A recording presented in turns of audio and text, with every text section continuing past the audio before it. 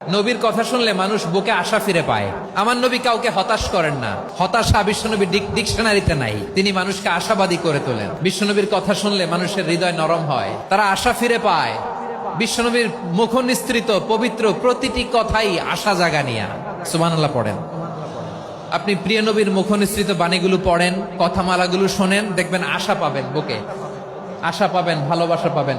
কারণ তিনি এমন সত্তা, এমন পার্সোনালিটি, তার কথা শুনলে হৃদয় নরম হয়ে যায়।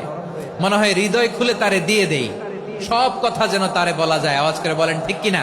বিশ্বনবী তিনি মানুষের হৃদয়ে আশা জাগান। আমরা মানুষকে ভয় দেখাই, ঠিক কিনা?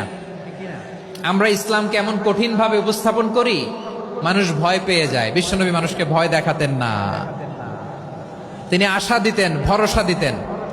কানা রাসূলুল্লাহ সাল্লাল্লাহু আলাইহি ওয়াসাল্লাম ইযা বাআসা আহাদান মিন আসহাবিহি ফি আমরিহি কানা ইয়াকুল বাশশিরু ওয়ালা তুনাফিরু ইয়াসসিরু ওয়ালা তুআসসিরু।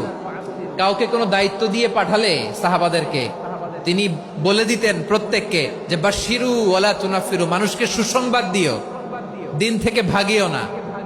সহজভাবে ইসলামকে উপস্থাপন করো, ইসলামের শিক্ষাটাকে জটিল করে উপস্থাপন করো না। সুবহানাল্লাহ, কত চমৎকার, কত সুন্দর আমাদের ধর্ম। তিনি বলেছেন সহজ করো, কঠিন করো না, সুসংবাদ দাও, মানুষকে দিন থেকে ভাগিও না। সুবহানাল্লাহ বলেন। তাহলে বিশ্বনবী মানুষকে জান্নাতের সুসংবাদ দিয়েছেন। He was the bearer of glad tidings, জান্নাতের সুসংবাদদাতা। তিনি এমন ভাবে জান্নাতের নাজ নেয়ামতের চিত্রায়িত করেছেন, উপস্থাপন করেছেন, সাহাবাদেরকে তিনি জান্নাতের পাগল বানিয়ে ছেড়েছেন। পড়েন সুবহানাল্লাহ। আমরা তো টাকার পাগল, ক্ষমতার পাগল, দাপটের পাগল। বিশ্বনবীর সাহাবারা ছিলেন আল্লাহর জান্নাতের পাগল। কিসের পাগল? আমরাও আল্লাহর জান্নাতের পাগল হতে চাই কি চাই না? সবাই বলেন, জান্নাতের পাগল হতে চাই কি চাই না? বিশ্বনবী সাহাবাদেরকে জান্নাতের পাগল বানিয়েছেন।